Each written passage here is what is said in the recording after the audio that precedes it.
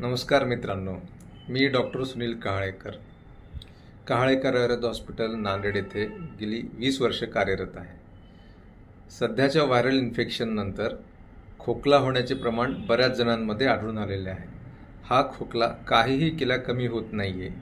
औषधं घ्या, तात्पुरता रिलीफ येतो, पुन्हा होतो. एक 2-2 आठवडे हा खोकला चालूच राहत आहे. तर यासाठी एक साधा घरगुती आपण उपाय करू शकतो. करून बघा, निश्चितच तुम्हाला फरक पडेल. काय करायचे, साधी सुंठ असते आपल्या घरची. ही सुंठ पाव चमचा तिळाचं तेल किंवा एडिबल कोकोनट ऑइल आणि मध यांचं मिश्रण करायचं. हे मिश्रण एकत्र करून सकाळ, दुपार, संध्याकाळ 3 वेळेस ह्याचं चाटण करायचं. म्हणजे आपल्याला याच्यामुळे गळ्यामध्ये, थ्रोटमध्ये जे इरिटेशन होते, ज्याच्यामुळे खोकला किंवा खवखवल्यासारखे वाटते किंवा बोलताना त्रास होतोय, हे बऱ्याच प्रमाणात कमी आढळून येते. कारण सध्याच्या ह्या सिम्पटमला औषध काही नाही आहे. बरेच डॉक्टर सांगतात की फक्त बोलणे कमी करा किंवा गरज पडली तेव्हाच बोला.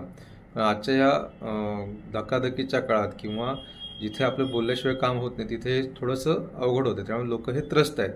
हा एक साधा घरगुती उपाय मला सुचला, म्हणून आपल्यासोबत शेअर करावा असा वाटतो. वापरून पहा, निश्चितच तुम्हाला फरक पडेल.